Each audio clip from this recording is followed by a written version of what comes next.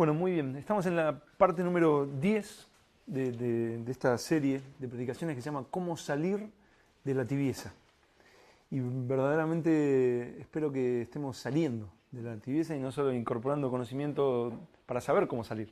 Si algún día se me ocurre, ¿no? Y esta parte número 10 se llama ¿Por qué la humillación y el arrepentimiento? O sea, ¿por qué la humillación y el arrepentimiento?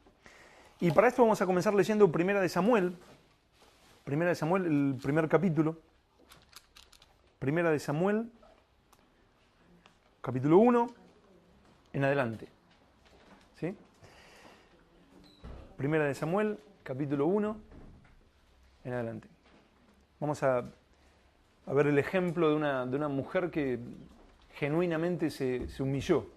¿Sí? O sea, una humillación auténtica y que nos tiene que dar ejemplo, ¿no? Primera de Samuel, capítulo 1, en adelante. Dice, hubo un varón de Ramataim, de Sofim, del monte de Efraín, que se llamaba Elcana, hijo de Jeroam, hijo de Eliú, hijo de Toú, hijo de Suf, efrateo. Y tenía él dos mujeres, este hombre Elcana tenía dos mujeres. El nombre de una era Ana y el de la otra Penina. Recuerden que estamos en el Antiguo Testamento donde los hombres tenían varias mujeres, ¿no?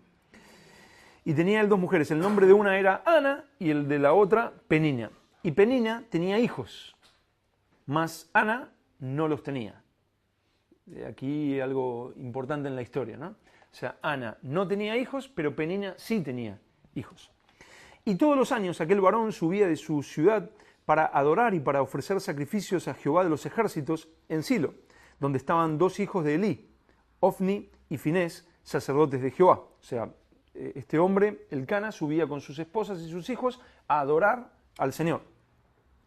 Y cuando llegaba el día en que Elcana ofrecía sacrificio, daba a Penina su mujer, a todos sus hijos y a todas sus hijas, a cada uno su parte. ¿No? Elcana le daba una parte para ofrecer al Señor. Pero a Ana daba una parte escogida, a pesar de que no tenía hijos. No tener hijos en el Antiguo Testamento era un sinónimo de ser una mujer que estaba maldecida, ¿no? Era una mujer que la miraban mal porque no podía tener hijos. El no poder tener hijos era considerado como hoy en día el no dar fruto. Si tu vida no da ningún tipo de fruto, qué raro, ¿no? O sea, en esa época no tener hijos era digno de ser mal mirada. Pero a Ana, sin embargo, a pesar de que no podía tener hijos, daba una parte escogida porque amaba a Ana. Aunque Jehová, en que le dice, la amaba, aunque no le había concedido tener hijos. Aunque Jehová no le había concedido tener hijos. Y su rival, o sea, Penina, dice, y su rival la irritaba continuamente, ¿no? A Ana, ¿no? Enojándola y entristeciéndola porque Jehová no le había concedido tener hijos.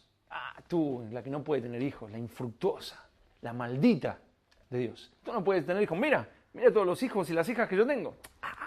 Y la entristecía constantemente, la irritaba, hacía que se enoje Ana. Así hacía cada año, cuando subía a la casa de Jehová, la irritaba así, por lo cual Ana lloraba y no comía. Y Elcana, su marido, le dijo, Ana, ¿por qué lloras? ¿Por qué no comes? ¿Y por qué está afligido tu corazón? ¿No te soy yo mejor que 10 hijos? Y se levantó Ana después que hubo comido y bebido en Silo, y mientras el sacerdote Elí estaba sentado en una silla junto a un pilar del templo de Jehová, ella, con amargura de alma, oró a Jehová y lloró abundantemente. O sea, con toda esta angustia que tenía, con todo este clamor, con todo este gemir en su corazón, empieza a orar. Y dice que no fue una simple oración del Señor, si es tu voluntad. Ella con amargura de alma, oró a Jehová y lloró abundantemente. O sea, en clamor, en humillación delante de Dios. Por supuesto, dependiendo de la voluntad de Dios, pero en clamor y en llanto. Señor, ayúdame, ten misericordia de mí, en humillación.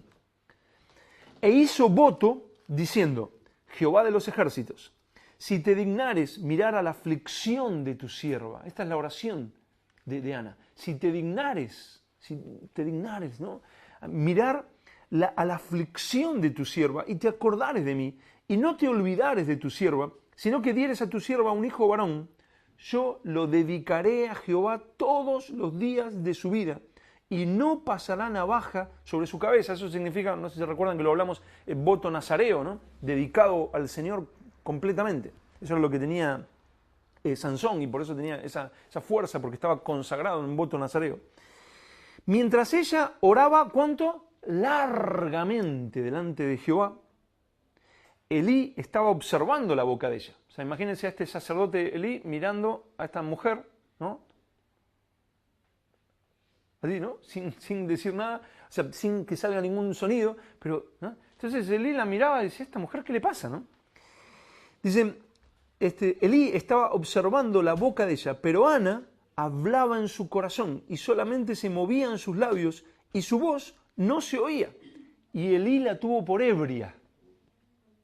Esta mujer ahí, o sea, en una fiesta del Señor, borracha ahí, ¿no?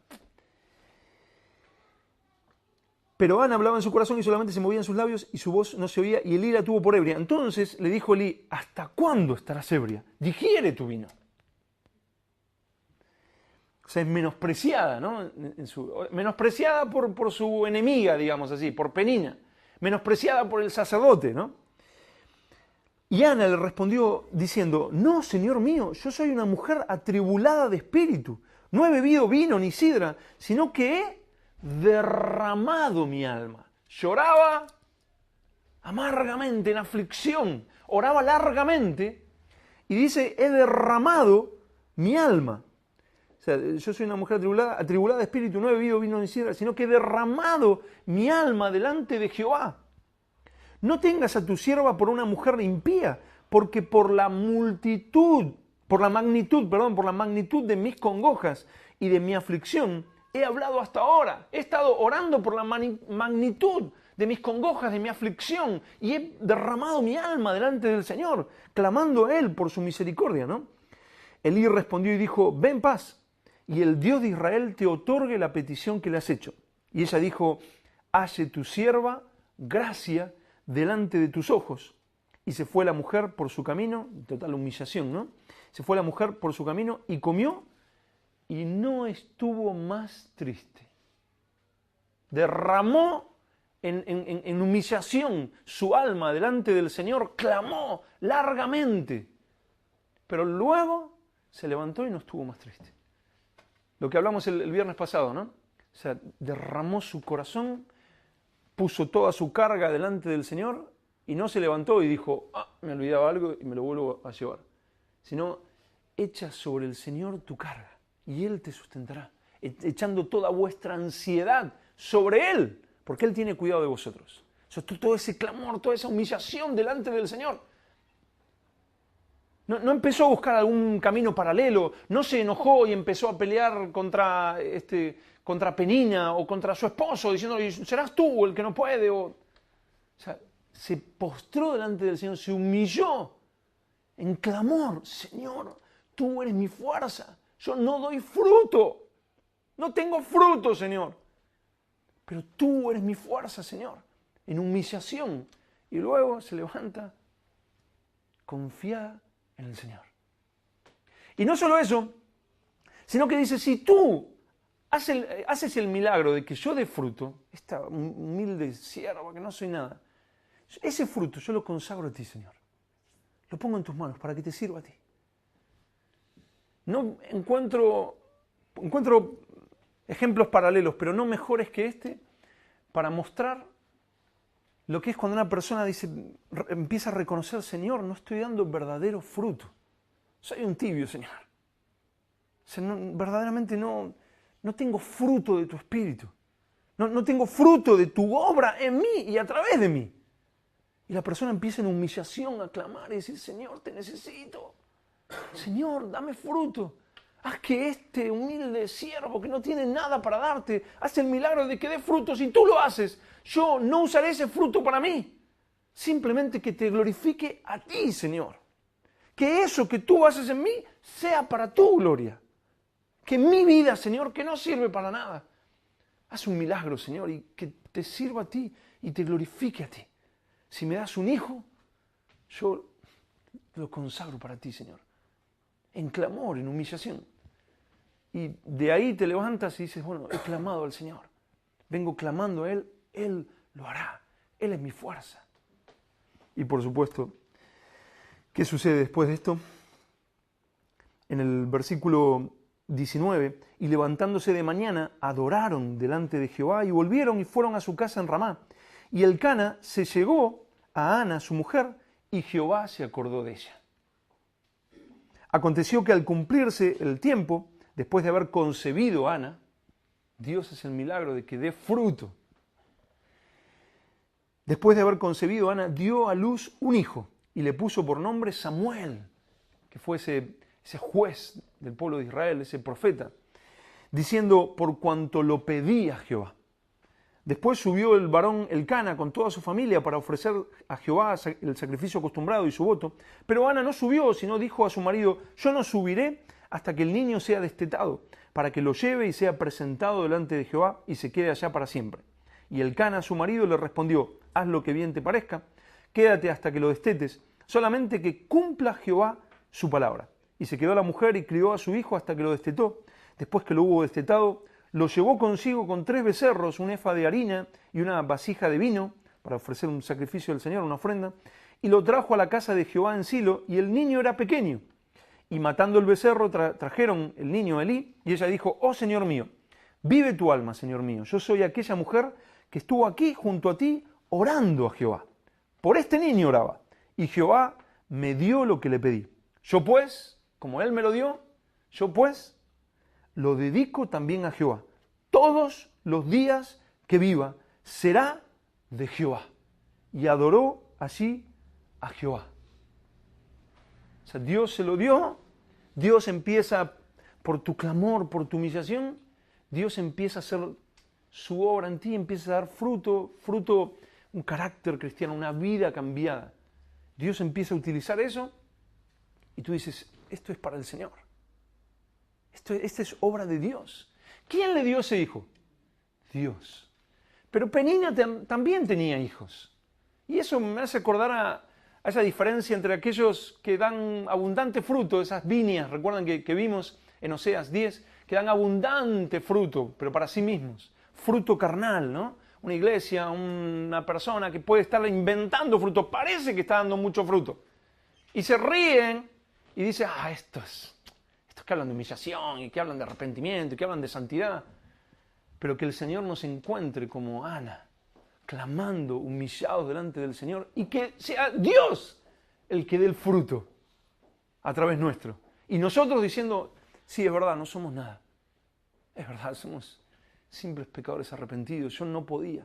Yo me encontré que no podía dar verdadero fruto. Yo no puedo tener una vida de oración humanamente. Yo no puedo amar la palabra. Amo el pecado y no la palabra. Yo no puedo amar su presencia. Yo no puedo dejar el pecado. Yo no puedo tener genuino amor. Un amor que pueda amar a un enemigo.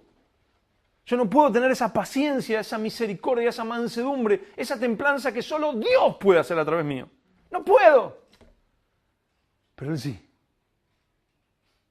Y como Ana, postrado, y Señor, y Él da fruto, y Señor, es tu obra, Dios, es tu obra en mí. Y miren la oración de Ana, en el capítulo 2, versículo 1, dice, y Ana oró, ¿no? Si leemos un poquito antes, dice, y adoró allí a Jehová. Y Ana oró y dijo, mi corazón se regocija en Jehová. Deleitándose no en lo que yo puedo hacer, sino en lo que Él hace, con el peor. Como decía Pablo, con el peor de todos, con el primero de los pecadores. Mi corazón se regocija, se deleita, se goza en Jehová. Mi poder se exalta en Jehová. O sea, es el poder de Dios en mí dando fruto. Mi boca se ensanchó sobre mis enemigos. Aquellos que se reían y decían, ay, Ana, no puede dar fruto, no puedes, maldita. Mi boca ahora se ensancha, diciendo, no, mi fuerza es Jehová, mi fuerza es el Señor, Él es grande, Él es poderoso.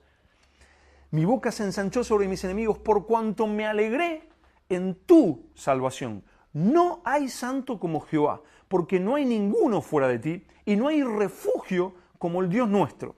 No multipliquéis palabras de grandeza y altanería. Cesen las palabras arrogantes de vuestra boca, porque el Dios de todo saber es Jehová, y a Él toca el pesar las acciones. Los arcos de los fuertes fueron quebrados. Cuando tú crees que puedes, cuando tú, no, es que yo sí, es que yo hice, es que tú no hiciste nada. Si algo bueno has hecho ha sido el Señor, solo el Señor. Los arcos de los fuertes fueron quebrados y los débiles se ciñeron de poder. Aquel que dice, no, sí, porque nosotros estamos ganando no sé qué, estamos haciendo no sé cuánto, porque nosotros somos la iglesia, no sé qué. Ay, los arcos de los fuertes fueron quebrados, cuidado. Pero los débiles, ¿qué pasó? Se ciñeron de poder. Aquel que se presenta débil delante del Señor. Los saciados se alquilaron por pan. Los que creen, no, es que nosotros, es que yo soy el apóstol de no sé qué, es que yo no sé qué, es que yo. Tú nada. Cuidado, porque los que se creían que estaban saciados se terminaron alquilando por pan. Para comer un poquito. Pero dice, y los hambrientos dejaron de tener hambre. Hasta la estéril ha dado a luz 7. Y la que tenía muchos hijos languidece. Jehová mata y Él da vida. Él hace descender al Seol y hace subir. Jehová empobrece y Él enriquece. Abate y enaltece. Él levanta del polvo al pobre y del muladar exalta al menesteroso para hacerle sentarse con príncipes y heredar un sitio de honor. Porque de Jehová son las columnas de la tierra y Él afirmó sobre ellas el mundo. Él guarda los pies de sus santos. Mas los impíos perecen en tinieblas, porque nadie será fuerte por su propia fuerza. Nadie. Nadie. Tú miras tal vez a alguien y dices, uy, qué hombre de Dios. Qué glorioso es el Señor. Nadie será fuerte por su propia fuerza. En esta serie hemos estado hablando mucho sobre la humillación delante de Dios y el arrepentimiento, ¿no? Y surge quizás una pregunta. ¿Por qué la palabra de Dios hace tanto énfasis en la humillación y el arrepentimiento delante de Dios? ¿Por qué la humillación y el arrepentimiento son tan importantes para Dios? ¿Por qué? ¿Por qué estamos haciendo tanto énfasis? ¿Y por qué encontramos en la palabra esto? ¿Por qué el Señor tuvo que esperar a ese momento en que esta pobre mujer se postre y llore y llegue a su momento cúlmine, a su momento máximo de quebrantamiento? ¿Por qué esperar ese momento? ¿Por qué Dios no vio antes? ¿No había visto? Recuerdo un pastor hace muchos años, pobre, un día lo escuché predicar una cosa que me pareció una locura y decía, es que el Señor, dice, muchos pasajes dice la palabra, y vio Jehová. Dice, a veces tenemos que llamar su atención, porque si no, Él no ve. Es una locura. Dios siempre ve. Siempre. Pero ¿por qué no lo hizo antes? ¿Por qué esperó hasta ese momento? ¿Por qué la palabra de Dios hace tanto énfasis en la humillación? ¿Por qué busca nuestra humillación, nuestro arrepentimiento, nuestro quebrantamiento? Hay una gran verdad. Aunque lloremos de tal manera que dupliquemos los mares, tú empiezas a llorar y llorar y o sea, la tierra se compone principalmente de agua, pero tú lloras tanto que se duplican. Los mares, los ríos, todo. Aunque hagamos eso, primero, no ganaremos la salvación. Segundo, no vamos a poder ganar el favor de Dios. Aunque lloremos hasta... Oh, Señor, mira mi aflicción, soy inmundo, soy... Aunque hagas lo que hagas, no vas a poder ganar tu salvación, ni vas a poder ganar el favor de Dios en ninguna área de tu vida. Eso es una gran verdad. La salvación comienza por gracia, continúa por gracia y llega a su fin por gracia. ¿Qué es gracia? Un favor que no mereces. Es como si tú estás terminando el mes de octubre, termina el mes de octubre, tú no has trabajado en todo el mes, pero tu jefe te paga al final del mes. Si tú no has ido a trabajar, te has quedado así en tu casa, ¿sí? Y tu jefe, ¡pum!, te paga al fin de mes. Tú no mereces esa nómina, ¿verdad? No mereces ese dinero. Eso y muchísimo más es gracia. Tú no lo mereces, pero Dios en su misericordia aborrecía tu pecado, pero sin embargo te amó de tal manera que envió a su propio Hijo. Eso es gracia. Recibimos justo lo opuesto a lo que merecíamos. ¿Por qué? Por la gracia de Dios. Si pensamos solo en esto que acabo de decir, ¿no? Bueno, es por gracia. ¿Para qué humillación? ¿Para qué llorar? ¿Para qué clamar? ¿Para qué buscar? ¿Para qué leer? ¿Para qué congregarme? ¿Para qué? ¿Para qué? Si es por gracia, es un regalo de Dios. Si solo pensamos en esto, ¿a qué conclusión vamos a llegar? No necesito hacer nada. Ya soy salvo. Entonces, bueno, tranquilo. Hago lo que quiero, yo ya soy salvo, ¿verdad? Es por gracia, es un regalo. No lo merecía antes, no lo merezco ahora. Viva como viva, no importa, es por gracia. No puedo hacer nada para ganar la salvación. Solo debo creer en la tarjeta de Jesús, como ya estuvimos viendo, ¿verdad? En Jesús. O sea, es un regalo inmerecido. Pero esta es una verdad incompleta. No es mentira, es verdad, es por gracia, pero es una verdad incompleta. Si yo le digo a alguien que no sabe conducir, por ejemplo, a mi esposa que tiene tantas ganas de conducir, yo le digo, mira, es que es muy fácil conducir. Tú pones la llave del coche, arrancas, pones primera y aceleras. Y el coche ya va a salir. ¿Es verdad? Es verdad. Mi esposa, un día no la veo, coge la llave,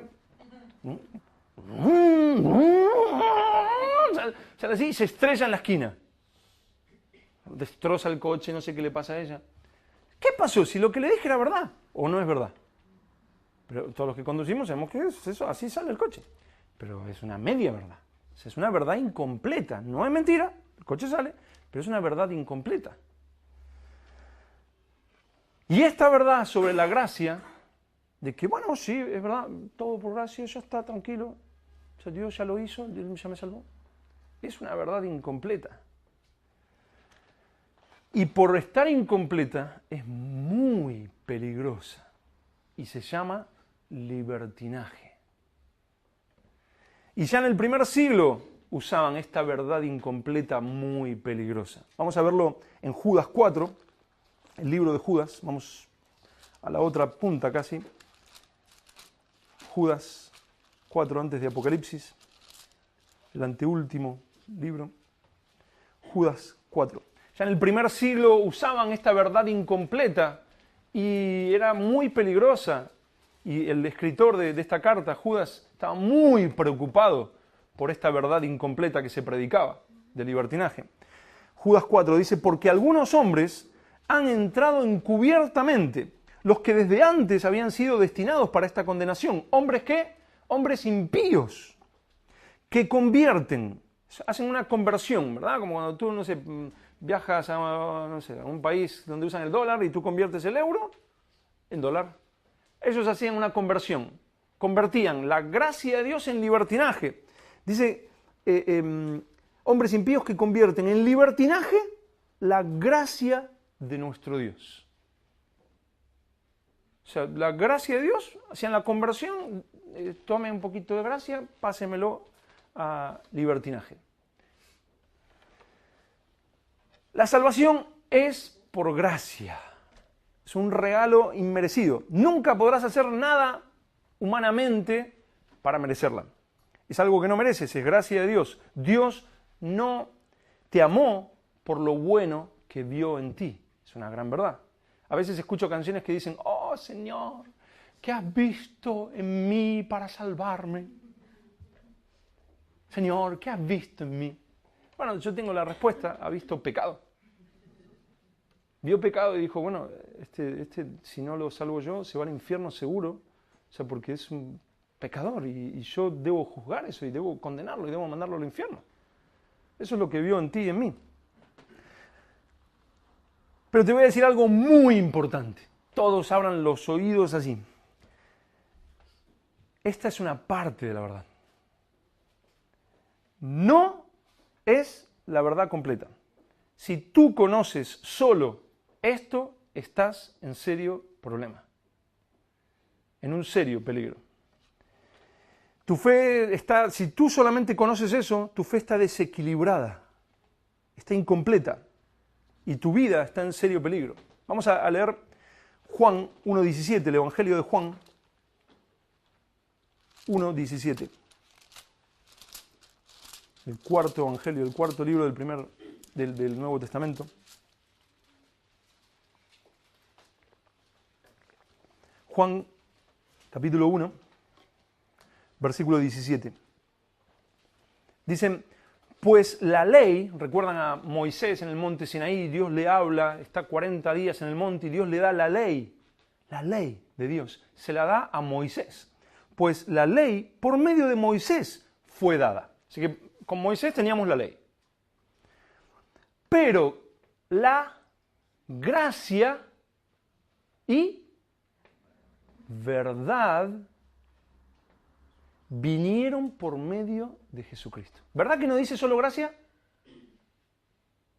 No dice ahí, dice gracia y verdad vinieron por medio de Jesucristo. No solo la gracia, no solo que es un regalo inmerecido, no solo que Dios vino inmerecidamente a ti, tú no lo merecías y Él vino, sino que trajo gracia y verdad.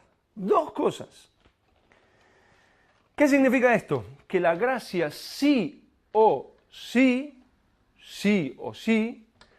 produce que vivas conforme a la verdad de Dios. La gracia produce algo. No solo que Dios te amó y entregó a su propio Hijo y murió por ti y tú no lo merecías, sino que esa gracia viene a tu vida y produce. Ahora tú vives en la verdad de Dios. Gracia sin verdad, ¿qué era? Gracia y verdad, ¿verdad? Gracia sin verdad, ¿qué es? Libertinaje. Bendito el Señor. Verdad sin gracia, ¿qué es? Legalismo. Legalismo. Gracia sin verdad, o sea, la gracia, yo vivo de cualquier manera, Dios sabe, Dios me entiende, Dios me ama, es un regalo, hermano, no me condenes. Gracia sin la verdad, libertinaje, como los de Judas 4. Verdad, o sea, si Dios es santo, debo agradarle, pero sin la gracia de Dios es legalismo y te lleva al infierno, tú no puedes. Encuentras que no puedes, que lo intentas, pero no puedes. Las dos cosas juntas, ¿qué producen? El Evangelio de Jesucristo. Gracia y verdad trajo Jesucristo. El Evangelio de Jesucristo, gracia y verdad. Las dos cosas. La gracia de Dios, si tuviéramos una iglesia muy pentecostal, les diría, dile a tu hermano esto. Se usa como para remarcarle, ¿no? Para que la persona lo escuche otra vez, lo diga, ¿no? Pero con que lo escuchen ya creo que basta. La gracia de Dios siempre produce obras.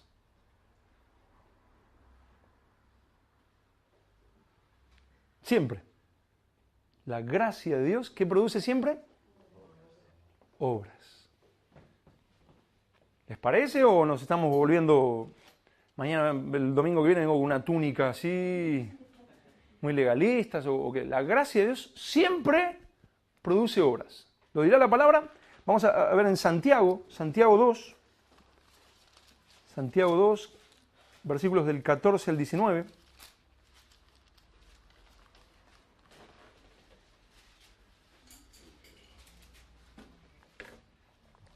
Santiago capítulo 2, versículos del 14 al 19. Dice, hermanos míos, está hablando Santiago, ¿verdad? Que era una columna en la iglesia de Jerusalén. Dice, hermanos míos, ¿de qué aprovechará si alguno dice que tiene fe y no tiene obras? Yo tengo la tarjeta de Jesús, yo creo en Jesús, pero dice, ¿de qué aprovechará si cree, pero no tiene obras? Si su vida no produce obras de santidad, no vive en la verdad. Dice, ¿qué aprovechará? ¿Podrá la fe salvarle? ¿Qué pregunta, Santiago? A ver, si la fe, con fe, con creer, ya está. ¿Qué pregunta, Santiago? ¿Eh? ¿Podrá la fe salvarle? Y si un hermano o una hermana están desnudos y tienen necesidad del mantenimiento de cada día, y alguno de vosotros les dice, id en paz, calentados y saciados, pero no le dais las cosas que son necesarias para el cuerpo, ¿de qué aprovechará? Así también, la fe, vamos a leerlo súper lento, a ver, la fe, si no tiene obras, es muerta. En sí misma. O sea que una fe sin obras, una fe que no produce una vida de santidad, una fe que no produce una vida de comunión con Dios, una fe que no produce una vida transformada, está muerta. No importa qué lindo cantas, cuánto dices que crees en Jesús, hace 50 años que estás en la iglesia, no importa. La fe, si no tiene una vida cambiada, está muerta. Te estás engañando. Te han engañado. Te vendieron gato por liebre, o algo así. Pero alguno dirá en el 18, tú tienes fe y yo tengo obras. Muéstrame tu fe sin tus obras y yo te mostraré mi fe por mis obras. ¿La fe se ve? Acá dice que sí. Ay, hermano, no me juzgue. Dios conoce el corazón. Hace poco vi un músico todo tatuado, ¿no? Todo tatuado, los pendientes y todo así, ¿no? Con su guitarra, ¿no? Entonces hablaba, ¿no? En un vídeo que me pasaron. Y él decía, tranquilo, Dios mira tu corazón, no mira tu apariencia, Él mira tu corazón. Yo digo, esa persona sabía lo que estaba diciendo, porque lo que le estaba diciendo a la gente que lo oía, le estaba diciendo, mira, Dios está mirando las intenciones de tu corazón, y no importa lo que digas tú, no importa si dices que crees, no importa 1000 cosas que puedas supuestamente hacer, pero Dios va a juzgar lo profundo de tu corazón, le estaba diciendo. Casi que lo busco y iba a decir, hermano, no me condenes. Eso de que dicen, no importa tu apariencia, Dios mira tu corazón. ¿Saben lo que significa eso? ¿Que Dios mira el corazón? Dios mira el corazón. Yo puedo estar predicando, pero si yo estoy predicando con un corazón errado, Dios me juzgará. La fe se ve. La persona, no, tú no sabes. ¿Quién conoce el corazón? Se ve si tienes fe verdadera. Se ve si eres cristiano. Se ve si tienes una relación con Dios. Se ve. ¿Cómo se ve? La fe produce obras. Produce una vida cambiada, algo imposible. Pasas de caminar por el terreno que caminan todos, ahora caminas sobre el agua. Como Pedro. O sea, caminas sobre lo sobrenatural, sobre lo imposible. Tú amas como no podías amar. Tú tienes paciencia como no la tenías. Tú amas a aquel que el otro no puede ver. Y tú entregas tu propia vida por ese que los demás no pueden ver. ¿Tú tienes fe? Muéstrame tu fe sin tus obras y yo te mostraré mi fe por mis obras. Lo ve tu esposa, lo ve tu esposo, lo ven tus hijos, lo ven tus padres, lo ven en tu trabajo. En tu trabajo dicen, hay algo raro con esta persona, es rara. Es fe. ¿Tú crees que Dios es uno? Qué bueno. ¿Así que crees en Dios? Qué lindo. Qué hermoso. ¿De verdad crees que Dios existe? Qué fuerte. Pero ¿tú crees que Dios es uno? Bien haces. También los demonios creen. Y tiemblan. Y nosotros a veces ni temblamos. O sea, ¿creo que Dios existe? Los demonios también. Qué lindo. ¿Pero son salvos los demonios? No. O sea, la fe genuina en Jesucristo produce un cambio. Sí o sí. ¿Sabes algunas cosas de la Biblia? Vienes a la iglesia y crees que crees. Pero la fe sin obras está muerta. ¿Qué significa eso? Que la verdadera gracia de Dios produce un cambio radical en una persona. No es que nosotros cambiamos porque hemos conocido al Señor. No es que, voy a cambiar de vida porque me hice cristiano. A partir de ahora no voy a hacer más. No. No. Dios ha venido a tu vida por gracia y esa gracia produce un cambio. ¿No ha producido ese cambio en tu vida? Comienza a clamar.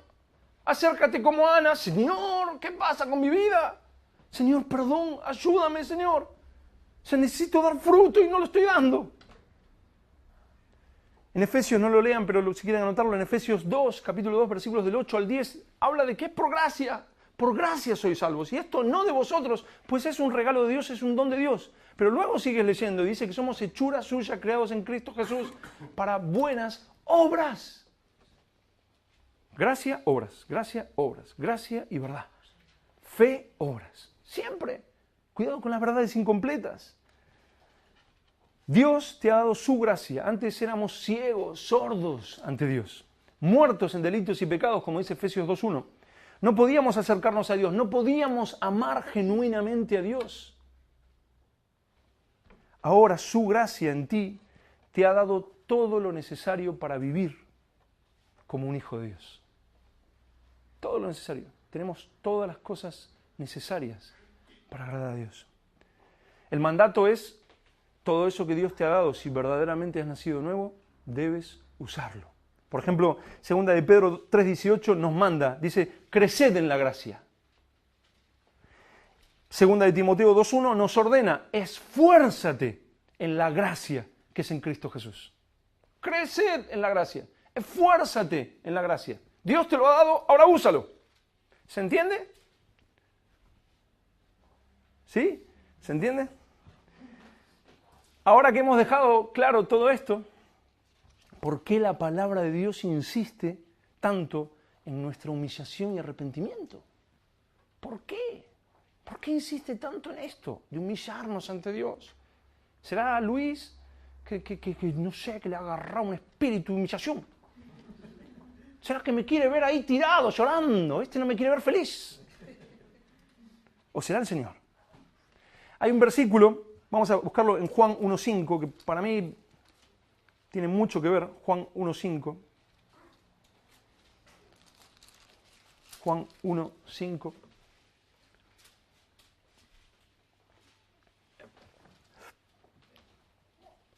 El Evangelio de Juan, capítulo 1, versículo 5, dice, la luz en las tinieblas resplandece. Y las tinieblas no prevalecieron contra ella. ¿Dónde resplandece más la luz? ¿Dónde se ve más la luz? Por ejemplo, las estrellas en este momento están, no se fueron, no han ido a su casa. Dicen, a ver si llego tarde a mi trabajo de estar ahí en el cielo. O sea, están ahí, pero no se ven porque hay mucha luz. Pero cuando llega la noche, las estrellas, y uno dice, ¡ay, qué hermosa! En esa noche clara, ¿no? Todo bien oscuro, pero se ve bien clara la luna. Se ve bien claras las estrellas. La luz en las tinieblas resplandece. Esa es una gran verdad. Al verme en completa oscuridad yo mismo, cuando yo veo mis tinieblas, cuando veo mi pecado, cuando veo lo malo que soy, lo diferente que soy a Cristo, el cero de amor genuino que tengo, porque hago algo supuestamente por amor, pero en realidad estoy esperando comprar algo. Mi cero de paciencia, mi cero de templanza, de mansedumbre, de fe genuina, de fidelidad a Dios. Nada que tengo de oración semanal, de lectura de la palabra. Cuando veo mis tinieblas, cuando veo mi pecado, la gracia de Dios se ve más claramente. La luz en las tinieblas resplandece. Es cuando llegas a la total comprensión de tu incapacidad de agradar a Dios con tus fuerzas, cuando la gracia de Dios se hace tu tesoro más valioso. Lo voy a volver a leer. Es cuando llegas a la total comprensión de tu incapacidad de agradar a Dios con tus fuerzas, cuando la gracia de Dios se hace tu tesoro más valioso. Cuando te acercas en un momento y dices, Señor, reconozco, Señor, el pecado. Perdóname, Señor.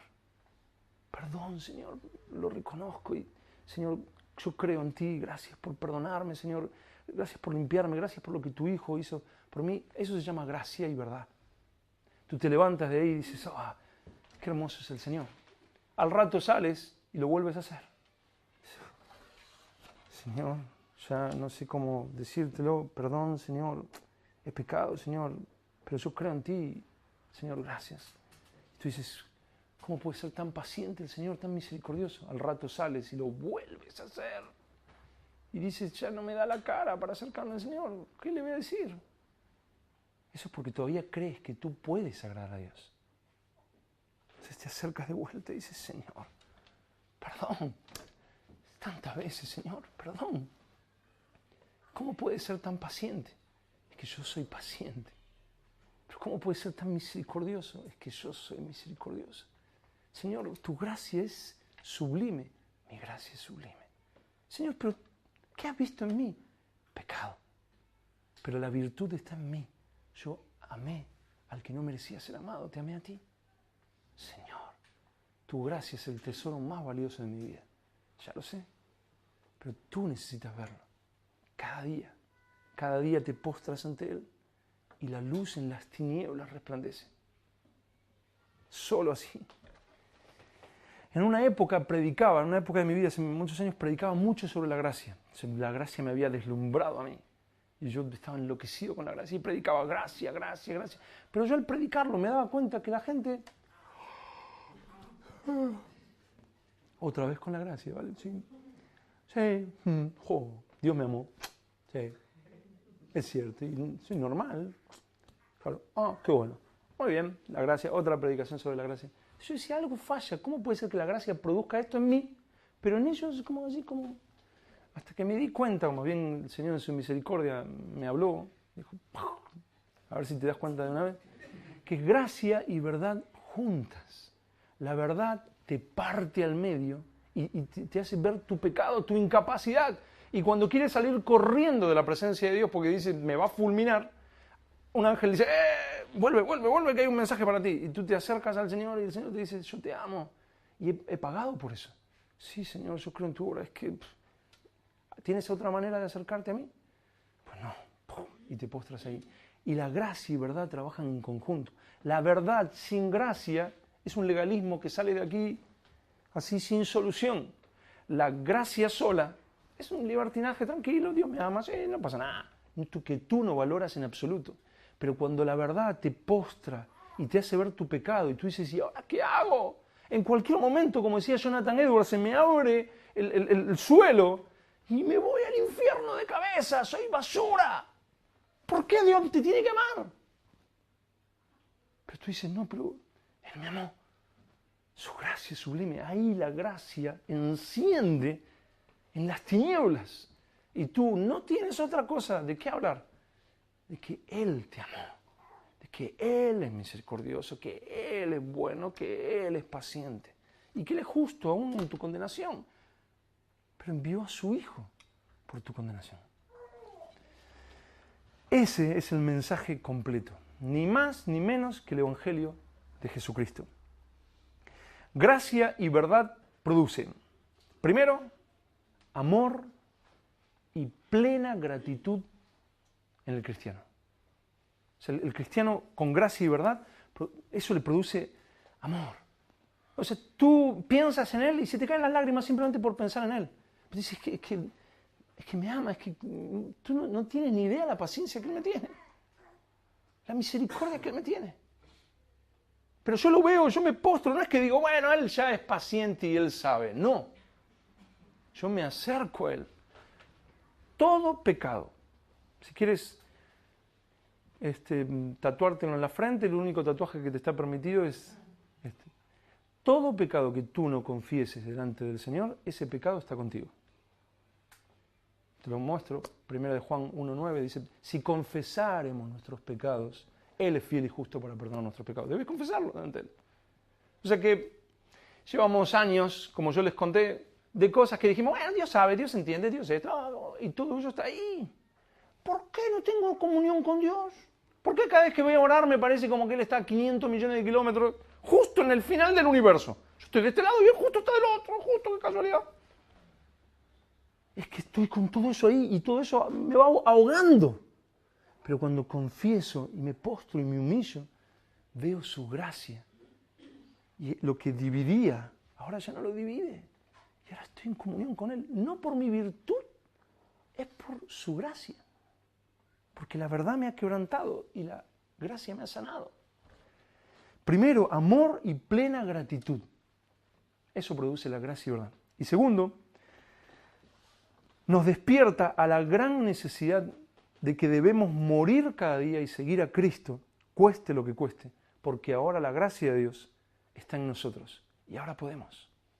Miremos, por ejemplo, el caso de Pablo en 1 Corintios 15:10. 1 Corintios 15:10.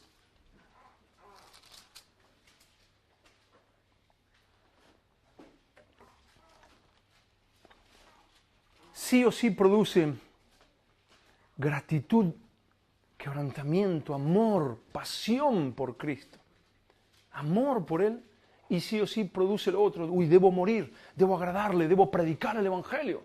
El mismo apóstol que hablaba de la gracia de Dios, que decía, por gracia sois salvos, ese mismo apóstol decía, ¡ay de mí si no anunciar el Evangelio!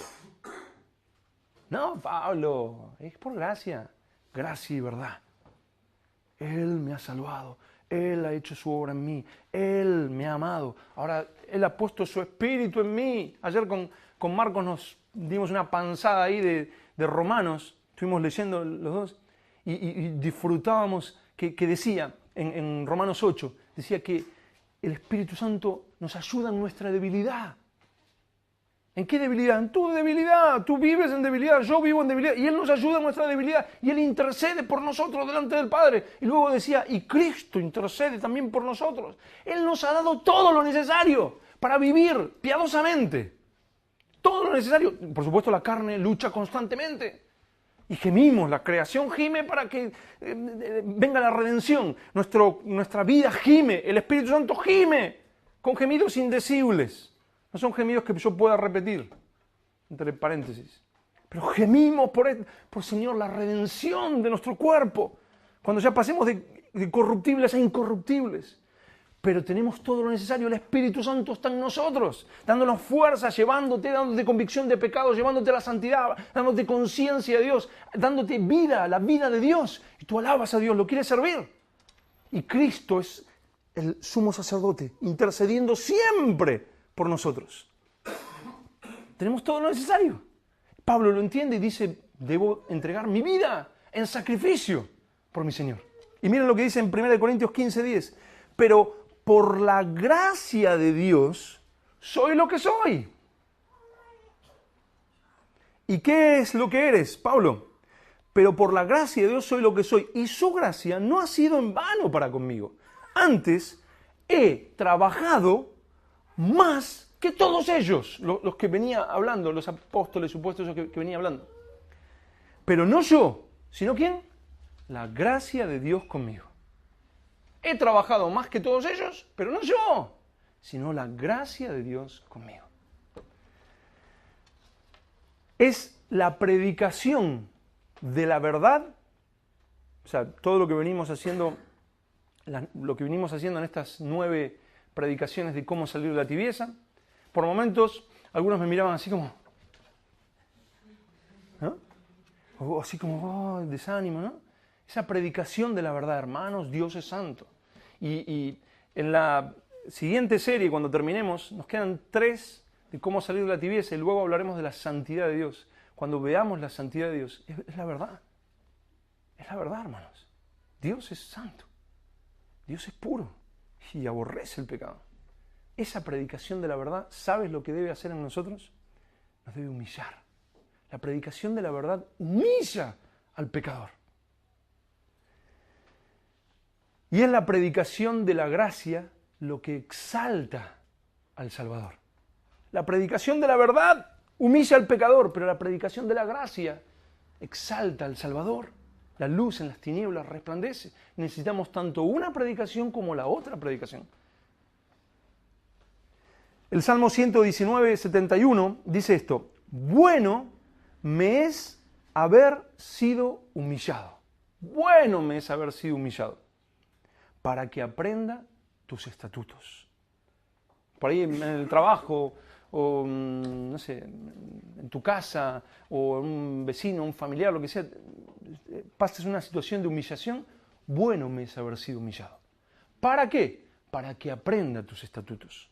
Cuando se nos predica la verdad de Dios, que nos quebranta y que nos muestra el pecado, bueno me es haber sido humillado, para que aprenda tus estatutos. Cuando me acerco al Señor y me postro delante de Él y veo mi pecado, bueno me es haber sido humillado, porque ahí aprendo los estatutos de Dios. Y el Salmo 25:9 dice, encaminará, ¿quién? El Señor encaminará a los humildes por el juicio, por la verdad de Dios, por la justicia de Dios. ¿A quiénes encamina según esta palabra? A los humildes. El soberbio, ¡ay!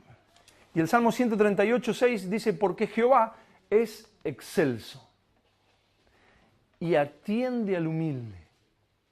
Jehová es excelso y atiende al humilde. A Ana, la pobrecita, una mujer ahí, nadie daría un duro por ella, hasta el sacerdote la menosprecia. Dice, a ver, digiere tu vino.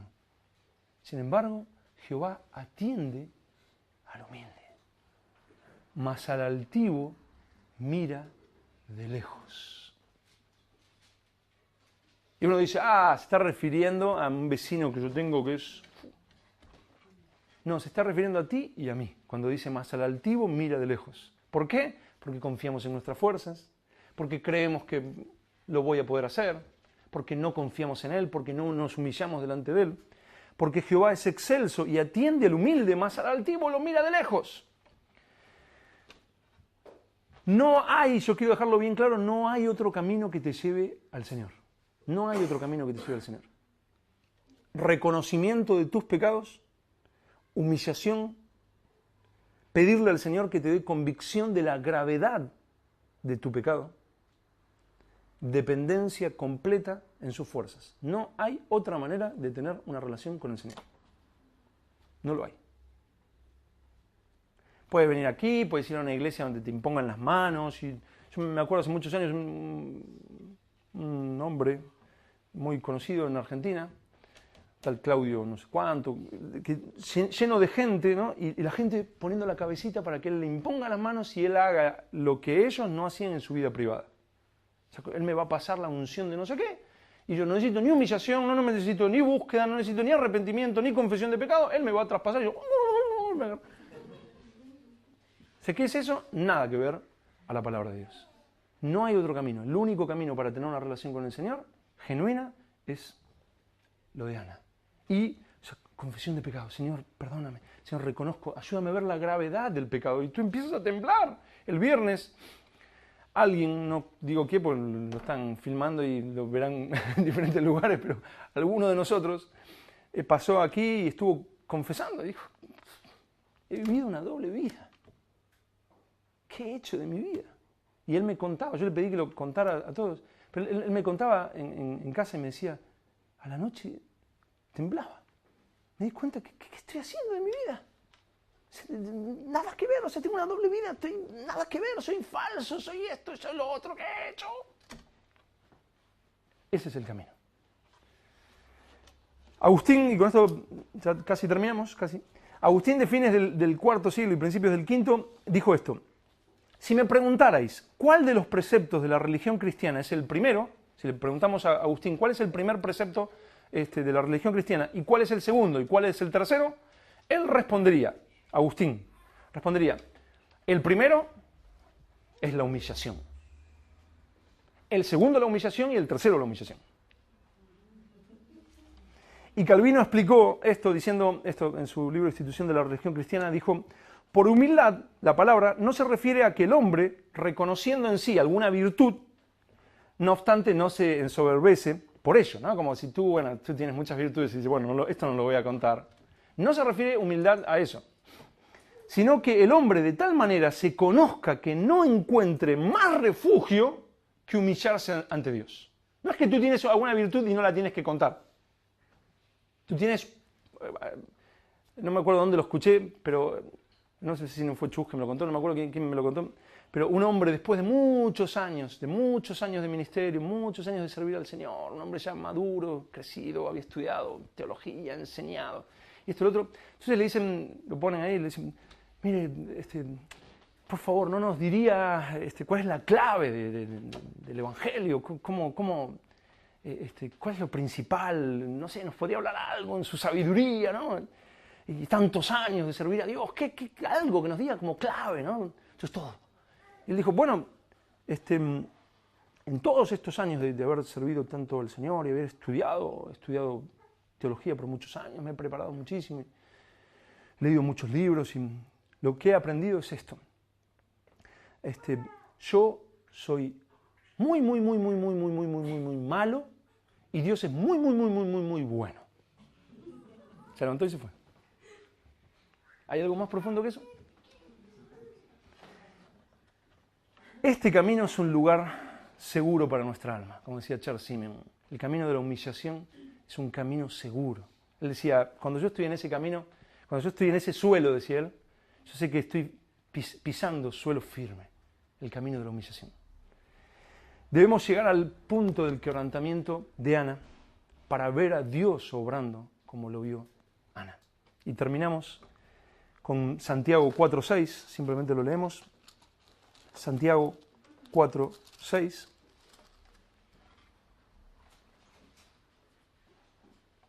Por si nos quedaba alguna duda de por qué la humillación y el arrepentimiento, yo creo que nos ha servido un poco.